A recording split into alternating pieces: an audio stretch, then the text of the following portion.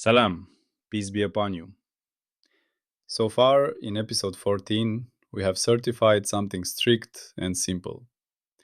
We only speak inside licensed finite windows, with passports, coherence above the minimum threshold, identifiable parameters, a hard depth ceiling called Nmax of the window, and an uncertainty budget that can be audited. We also certified that phi lives on a circle, so we unwrap locally with a lift only to compute derivatives, and then we throw away anything that depends on the lift choice. Only invariants survive. Now we enter a place where many smart people get fooled. Not because they are careless, but because the world itself has a kind of honest trick built into it. We can unwrap phi locally. We can lift it from a circle to a line inside a patch. And then we can take derivatives and build our tri-unity readouts. Omega as cadence, kappa as texture, nu as drift. But sometimes, no matter how careful we are, no matter how clean our passport is, no matter how high our coherence is, no matter how disciplined our ceiling and uncertainty are, we cannot unwrap globally. We cannot choose one single unwrapping that stays continuous everywhere in the whole domain. And when global unwrapping fails, the universe does not break. Our mathematics breaks in a very specific way. It tells us very clearly that if we want to keep differentiating, we must cut. This is part 15, the branch cut protocol. This is the honesty layer for when global unwrapping fails. And the central rule is easy to say in everyday language. If something depends on where we put the cut, it is not reality. It is bookkeeping. Let's slow down and make that feel real, with images you can hold in your mind. Imagine we are walking inside a multi-story circular parking garage, the kind with a ramp that spirals around and around. There are no separate floors in the usual sense. It is one continuous slope. Still, people want to label floors. Level 1, Level 2, Level 3. But where exactly does Level 1 end and Level 2 begin? There is no natural border. Any border we draw is a human choice. So we pick a line. We pick one painted line from the center to the outer wall. We declare, each time you cross this line while going upward, we increase the floor count by 1. Now every parking spot gets a clean label. Floor 3, spot 12, and so on. But if we move the painted line to another angle of the garage, some spots will change their floor number. The garage did not change. The ramp did not change. Only our bookkeeping did. That painted line is a branch cut. It is not a physical crack in the building. It is a convention that allows a consistent labeling. Now notice the most important thing. Some facts do not change when we move the painted line. The slope is still the slope.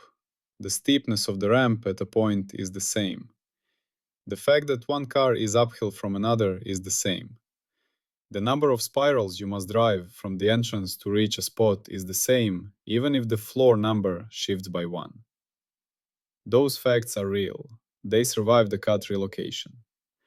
But a claim like, this spot is on floor 3, is not real in the deep sense. It is only true relative to a chosen cut.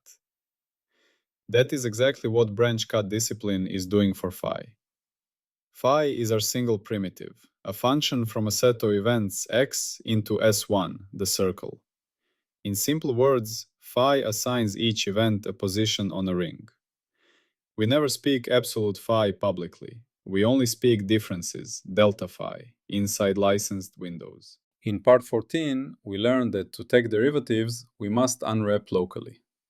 We construct a lift, call it phi tilde, which is a local version of phi living on the real line, not the circle. Phi tilde is not unique. We can add a constant and it is still a valid lift. We can also shift by multiples of 2 pi as long as we respect the modulo structure. So the lift is bookkeeping. But when we differentiate, the constant drops out, and the derivatives become lift invariant inside the region where the lift is continuous. Now, part 15 is the moment we admit a deeper fact. Sometimes there is no way to keep phi tilde continuous everywhere in the region we want. If we try to unwrap across the whole window, we are forced to place a jump somewhere, like that painted line in the garage. That jump is the branch cut. We want to say what this means without hiding behind heavy mathematics, but we also want the rigor.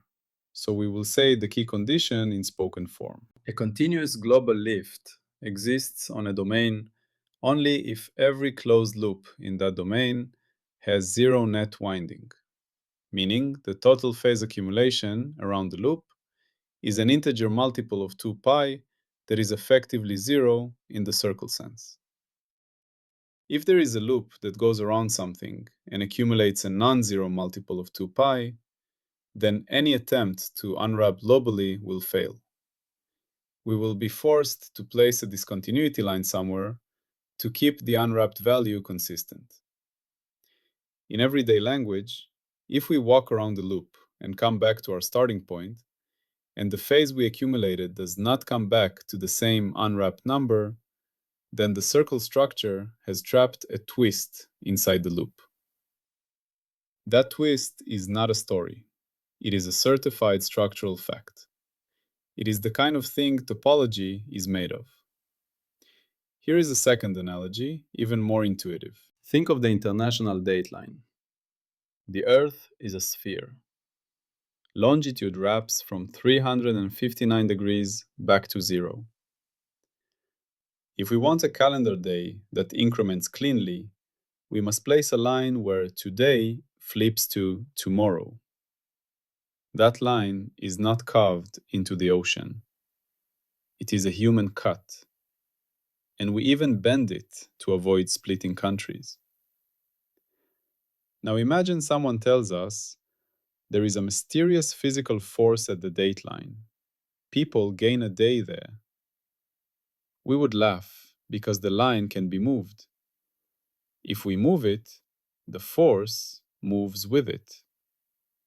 That is how we know it is not physical. It is cut dependent. This is the entire soul of part 15. Cuts are conventions that allow unwrapping. Reality must not depend on them. Now we must connect this to our compiler pipeline, because we are not telling a story about what happens in time. We are laying down rules that determine what can be publicly certified at all. So we speak the compulsory toolchain line, exactly as the engine demands, in one breath, like an incantation of honesty.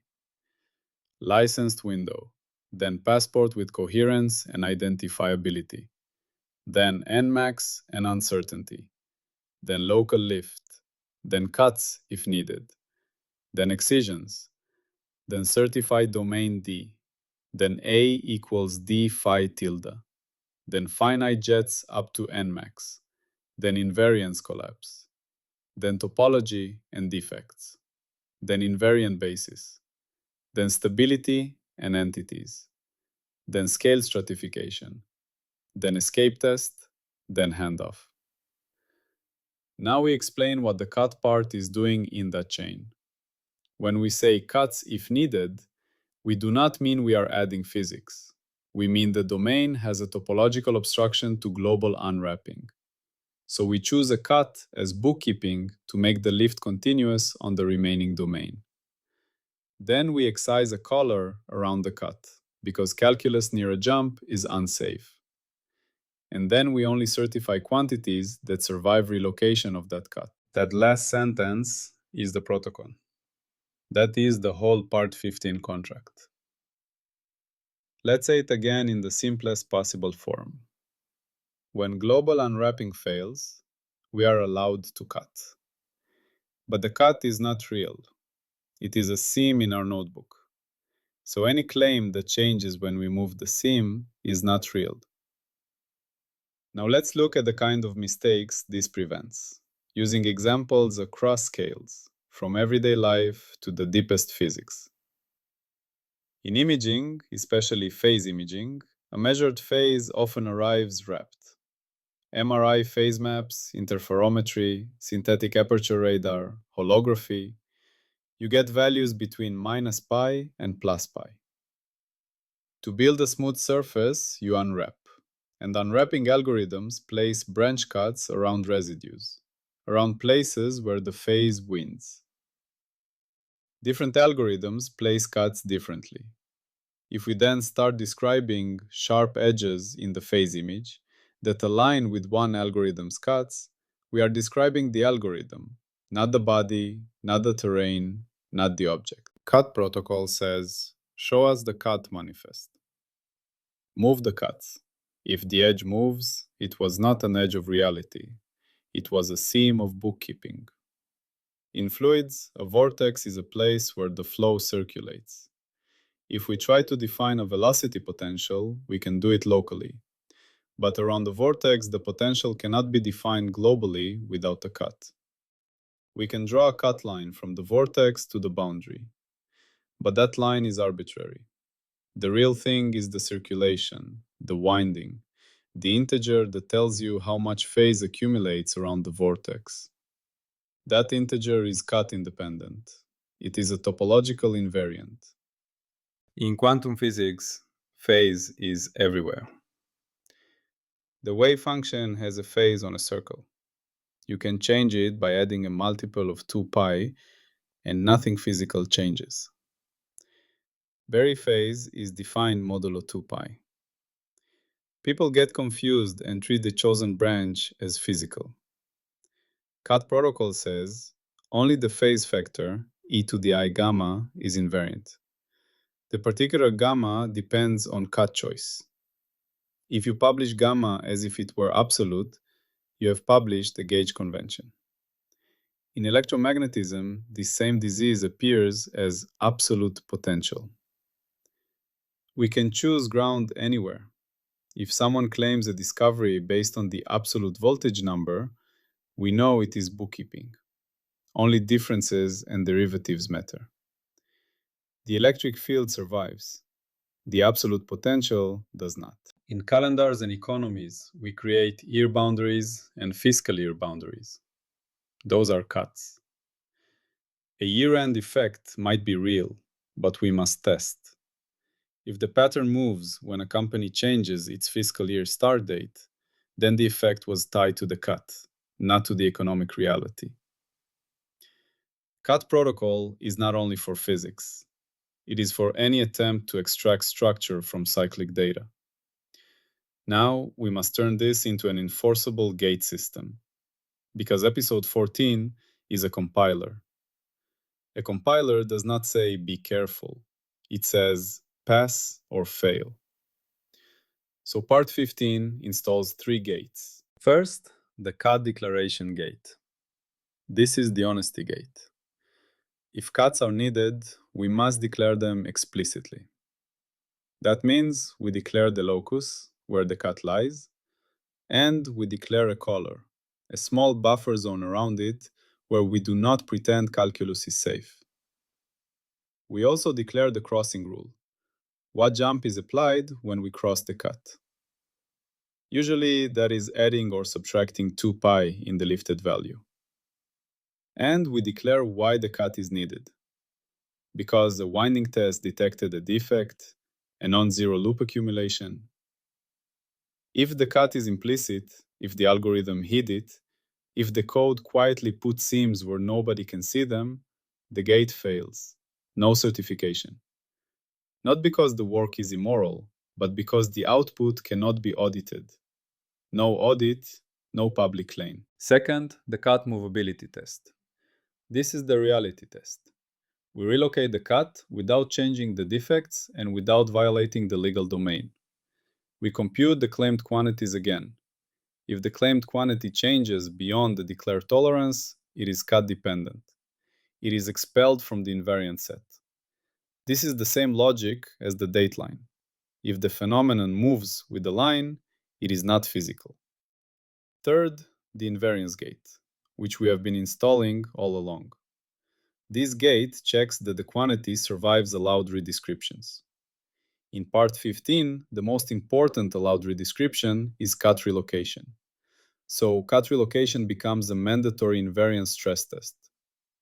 Now we do the stress test out loud so the listener can feel it. We take our data in a window, we build a lift locally, we detect that global unwrapping fails because of a defect, we choose cut A, we compute our candidate invariance, then we choose cut B in another location, still legal, still avoiding the defect cores, still respecting the same color width and domain rules.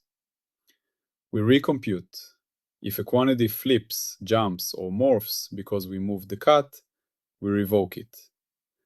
What survives? Local derivatives typically survive away from the cut because derivatives ignore constant shifts and ignore jumps that are isolated by excision collars. Triunity readouts like omega, the rate of phase change, kappa, the texture patterns of variation, and nu, the drift of patterns, survive if we compute them only on the certified domain D, which excludes the collars around cuts. Topological invariants survive, like winding numbers around defects. Those are the very reason cuts exist. If those changed under cut relocation, we would have broken our own logic. They do not change unless we cross the defect or change the domain in an illegal way. What does not survive? Absolute unwrapped phase values at a point. Those can jump by 2 pi depending on which side of a cut you place the point. The point did not change. Our bookkeeping did. So absolute phase is not public structure. Also, any feature that appears as a discontinuity line in a phase image is immediately suspicious, because discontinuity lines are exactly what cuts create. The only way to certify a real discontinuity is to prove it does not move when we move the cut, and that it remains when we recompute under alternative legal unwrappings. If it moves, it is bookkeeping. Now we install the prediction of part 15 without dynamics, meaning not about what will happen later, but about what failure signature must show up when someone violates the protocol. Here is the prediction. Any cut-dependent quantity will fail cross-pipeline replication. Different unwrapping choices, different cut placements, different instruments, or even the same instrument with slightly different preprocessing will produce a different value. The result will be unstable. It will be method-dependent. It will not survive the invariance collapse step. In the audit log, it will show high cut sensitivity. It will either be revoked or it will never enter the certified ledger in the first place. And here is the failure signature. You see a beautiful pattern, a sharp line, a dramatic edge, an exciting string in a field reconstruction. And then you move the cut, and the pattern moves. Or you run a different unwrapping, and the pattern relocates. Or you change the domain boundary, and the feature attaches itself to the new boundary. That is the fingerprint of a cut artifact. Now, we also state the falsifier, because every part must have one. The falsifier for cut discipline is sharp. If anyone can produce a claimed invariant inside the licensed domain where the defects are held fixed and where the cut relocations are legal, and that claimed invariant changes under cut relocation without any domain violation, then our cut protocol is wrong or incomplete. In plain words, if we can move the seam in our notebook and the real mountain changes shape, then the seam was not just a seam. That would be a contradiction. We would have to revise the rules. But note what does not count as falsification. If you move the cut across a defect core, you changed the topology you're referencing. That is not a legal relocation. Or if you shrink the color so calculus becomes unsafe and numerical jumps leak into derivatives, that is a domain typing failure, not a physical effect. So the falsifier is demanding but clean. It is not a loophole. It is a real test. Now we make this operational with an audit artifact, because episode 14 does not trust vibes. It trusts ledgers. The audit artifact for Part 15 is the CAT manifest, plus relocation logs, plus a CAT sensitivity detector report. Here is how we would speak it in audio form, in everyday language, without code, but with clear structure. We write a CAT manifest that says, in this window, we detected non-zero winding around these locations, meaning global unwrapping is impossible. Therefore, we must place branch cuts. We declare the exact cut path, we declare a collar width around them, we declare the crossing rule of 2 pi jumps, and we declare the certified domain D as the original domain minus the collars. Then we rerun the analysis with alternative cut placements, keeping the defects fixed, keeping collar widths consistent, and we compute the variance of each claimed quantity across cut choices. Any quantity with large variance is flagged as cut dependent and expelled. That is the entire audit artifact. Now, we also include the revocation clause because part 15 is a drift killer. The revocation clause is simple. If any output is found sensitive to branch cut placement beyond declared tolerance, it is invalidated and removed from the certified ledger. It is archived as a negative result entry with a failure classification. Cut dependence artifact. This is not cruelty. It is cleanliness. It prevents mythology, because mythology loves seams. Mythology loves to mistake its own conventions for reality. Now we need to weave one more crucial point. Cuts are not only arbitrary, they are sometimes mandatory. This matters because some listeners will think, if cuts are arbitrary, why not avoid them always? We cannot always avoid them. If a domain contains a defect and the winding is non-zero, the cut is forced by topology. The only freedom we have is where to place it. And that freedom is precisely why we demand cut movability.